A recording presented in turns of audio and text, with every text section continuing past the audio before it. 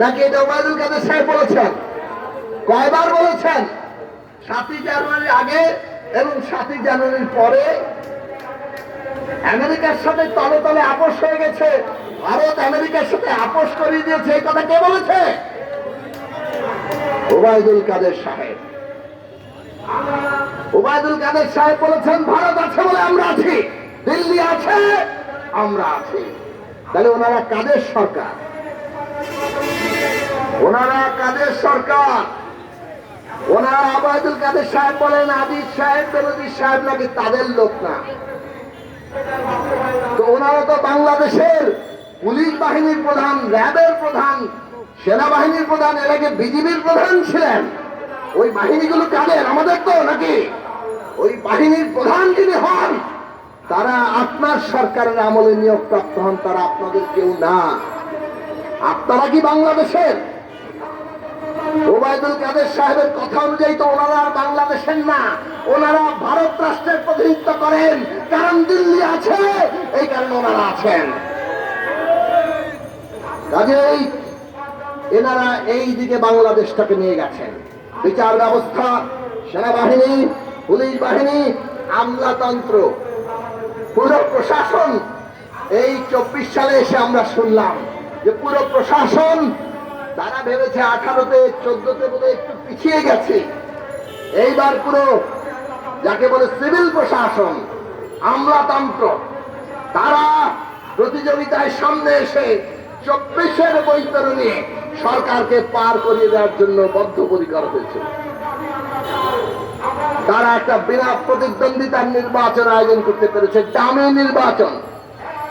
তারা যে কিসের বিনিময়ে করেছে আপনারা সহজে অনুমান করতে পারেন। কত টাকা আমলাদের আছে, তাদের চুরি, তাদের সম্পদের হিসাব নেন। আজিজ সাহেব, বেনজির সাহেব, এনারা কেন বিচ্ছিন্ন ঘটনা নয়। বাংলাদেশের গুরুত্বপূর্ণ বহু পদের বহু লোকেদের হিসাবপত্র নিলে তাদের খবর সব বেরিয়ে যাবে। কিন্তু এখানেও কিন্তু শেষ নয়, আরো বড় দিকটা এখনো বাকি। বরফ সাগরে বরফের খন্ড যখন তৈরি হয় তখন তার মাত্র উঁচু দিকটা দেখা যায়, পানির নিচে যে বিশাল বরফ খন্ড ওইটা দেখা যায় না। বিশাল বরফ খন্ডটা হচ্ছে আওয়ামী লীগের ক্ষমতার কেন্দ্রে কত টাকা আছে। অনেকে আজকাল বলেন কর্মচারী চাকর বাকরদের যদি এত টাকা থাকে, মনিবের সিন্ধুক, মালিকের সিন্ধুক কত বড়। এখানে বাংলাদেশের মালিককে সংবিধান বলে জনগণ, কিন্তু আমরা সবাই জানি এখন মালিককে সেজে বসে আছে সরকার। তাহলে সরকার যারা চালায় তাদের সিন্ধুক কত বড়, এইটা মানুষের প্রশ্ন এবং মানুষ সেটা জানে। একটু খেয়াল করবেন আপনারা, এই যে সরকারের ঘনিষ্ঠ ব্যবসায়ী এস আলম, কয়টা ব্যাংক তার দখলে? 8টা ব্যাংক তার দখলে। বলা হয়ে থাকে আরো অনেক ব্যাংক অলিখিত ভাবে তার দখলে।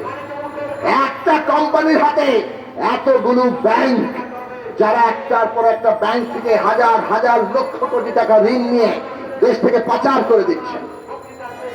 এই হচ্ছে সালক, সরকারের অত্যন্ত ঘনিষ্ঠ।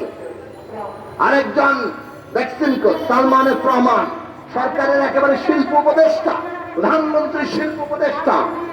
আমরা জানতে চাই বাংলাদেশ ব্যাংকের কাছে, আমরা সরকারের কাছে জানতে চাই এই এস আলম কিংবা বেক্সিমকো কিংবা এই যে সরকারের ছায়াতলের কোম্পানিগুলো কত লক্ষ কোটি টাকা, কত হাজার কোটি টাকা আপনারা এদেরকে মাফ করেছেন, ঋণ খেলাপি হিসেবে তাদের ঋণ মাফ করে দিয়েছেন।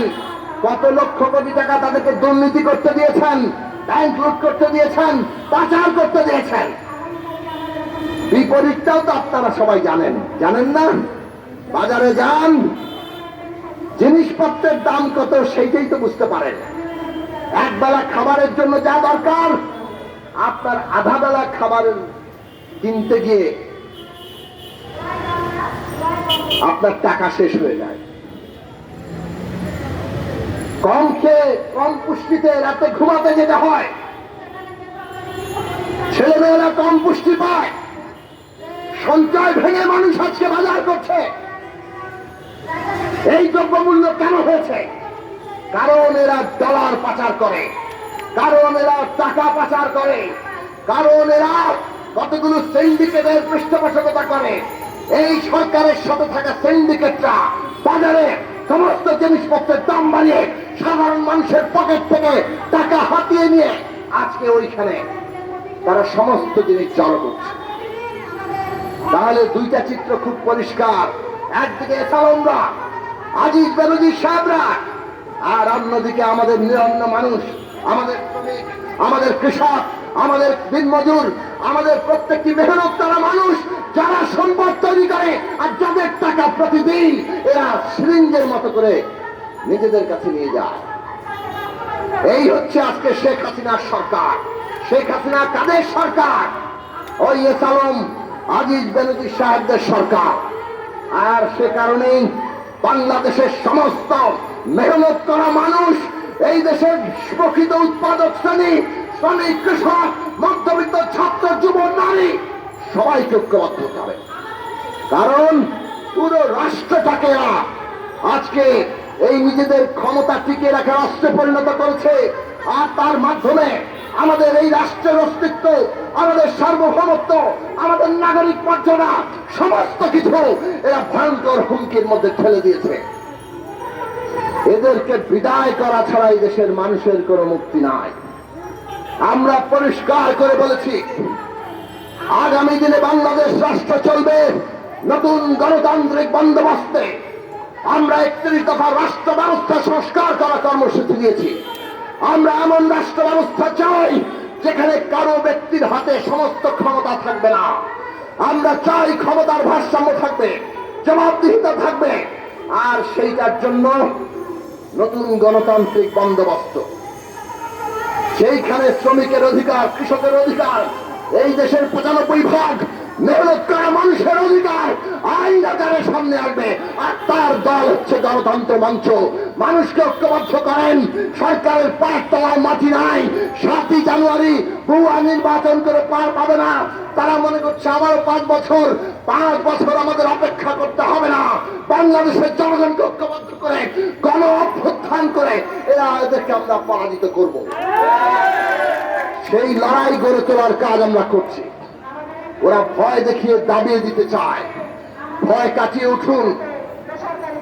এইটা দেশের সমস্যা, কোন দলের সমস্যা নয়। এই ভয় কাটিয়ে আমাদেরকে দাঁড়াতে হবে।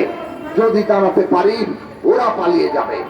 সেই সংগ্রাম সামনে তার আহ্বান জানিয়ে আমি আমার বক্তব্য শেষ করছি।